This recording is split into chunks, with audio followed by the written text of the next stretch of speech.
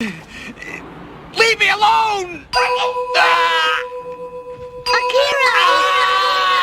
Last week, there was a large Microsoft unveiling of games that took the industry by storm, and it clearly left PlayStation fans in a bit of a rage state. I mean, I don't blame them. Some fantastic looking titles were released, such as Avowed, Clockwork Revolution, which I'm definitely going to look into, Fable, Payday 3, Persona 5 Tactica, and a bunch of other titles. But the main attraction by far was Bethesda's trailer for Starfield. Some stunning gameplay footage, some overall coverage on how the game is going to be, the shipbuilding, the NPCs and the lore, it was all there in this unveiling. And I don't think it's a long shot to say that this is definitely everybody's most anticipated game of this year. Now, all of that aside, the PlayStation fans decided, wait a second, those Microsoft folk are having too much fun. This just can't happen. And you know how I know that? They made a petition. So I'm gonna roughly go through this. I'm not gonna read the whole thing, just the pinpoint ideas that this guy brings up. The petition was started by Benjamin Dickey, sounds like a stand-up guy, and let's see what his points are. So first, Xbox exclusivity would not only hurt PlayStation, but also the player base. When a major game like Starfield is only available on Xbox, it limits the player count to the game and stifles the amount of players that PlayStation has. This means that now Microsoft can charge higher prices because they don't have competition. Now, I'm not gonna lie, I feel like this becomes a moot point just because Sony has been doing this for years. What about The Last of Us? What about the countless other games that were just only released on PlayStation? This feels like he's having more of a fight against the concept of exclusivity, which is a completely different topic from make Starfield a PlayStation exclusive, it has to be done. You're simply getting mad at a system that honestly everybody else has already been mad at for a while. Not only that, I mean, PlayStation and Xbox are taking steps to make this a little bit more inclusive for everyone. Second 15. point, Xbox and its 12 dedicated players do not deserve Starfield or any exclusivity. Not only are they arrogant and annoying, but since the showcase, they've been irritating. They keep sharing Starfield news telling us get an Xbox, like if they didn't complain about Spider-Man and Ghost of Tsushima. I don't even know how to approach this. First of all, 12 dedicated players, come on man, you're just roasting now for no reason.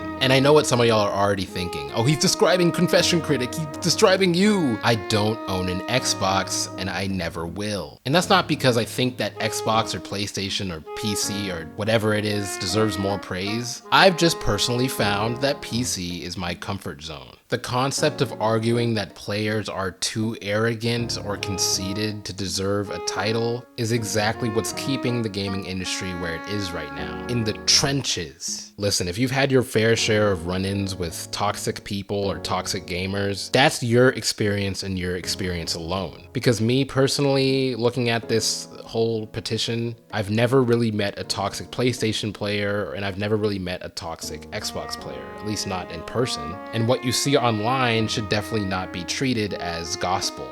And don't get me wrong, I know that people complained about the PlayStation exclusives, but is that not what you're doing right now, being annoying and arrogant? I mean, come on, man. This point's Mickey Mouse, man. In the third point, it states that if Xbox releases it, it's going to be a bad game. And if PlayStation releases it, there's a 90% chance it's a good game. Which, do I even need to go over why this is not a real thing? He talks about the 30 FPS lock-on and how they would force Tom Howard to do things. You're not gonna force Tom Howard to do shit. The PC players have been trying that for years, and that's simply a developer side problem. Stop acting as if the console wars and their nonsensity deserves any place in deciding whether a game is good or bad. If you want to talk about hardware, we can talk about hardware, but let's not pretend that this game isn't being released on PC. Fourth point says, I keep getting told they care about quality now. Phil Spencer forced them to delay it for quality. I have news for you, Phil Spencer is a pushover. The guy is in charge of Xbox but doesn't care enough to check on games before they release. Oh what, you're gonna tell me he checked Redfall and still chose to release it that way? Better yet, he's owned Obsidian and Bethesda for years now, and despite their overwhelming demand for a New Vegas sequel or a remake, he refuses to do it. He probably went up to Todd Howard trembling like a chihuahua, quietly asking, please Mr. Okay, now he's got jokes. TLDR on this point, he's basically saying that the higher-ups of PlayStation and Sony have more balls than the higher-ups of Xbox. I don't like debating people who work on what ifs. There's a 90% 50% chance that it's a good game on PlayStation.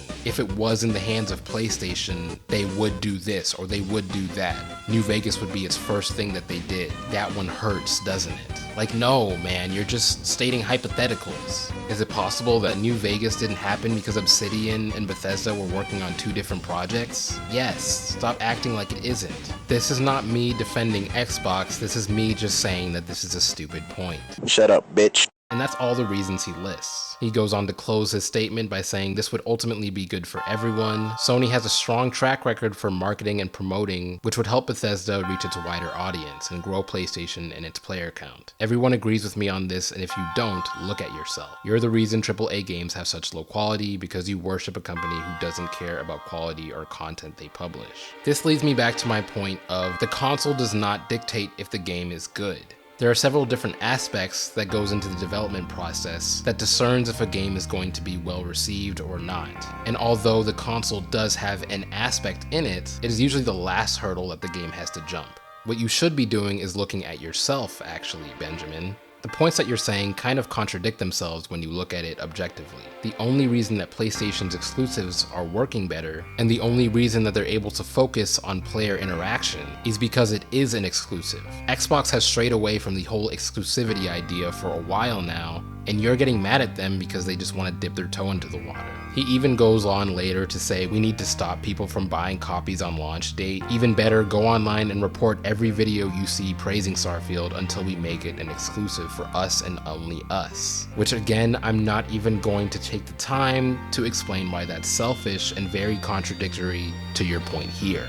The only reason why Xbox was branded as arrogant and conceited was because they didn't play a part in a lot of the exclusivity games for a while. And even when they did, it was titles like Halo that already had a cult following on that system and didn't make sense to really try to port it over, considering what PlayStation was doing. I don't know, man. Again, it just all leads me back to the whole console war thing is just dumb. We're fighting ourselves at this point, which is an eerie reflection of what happens in our day-to-day world, ultimately holding us all back while we try to sign petitions and, I don't know, call each other spineless. So let me know what you think in the comments. What are your thoughts on the petition? And what do you think about PlayStation players also getting mad about re-releases a year later on PC and Xbox? Let me know in the comments. If you like the video, you know what to do. If you want to subscribe, you literally know what to do. I'm gonna go how about that? I'm gonna have to bleep that. I'm gonna have to bleep that. Why would I say something like that? These fade outs are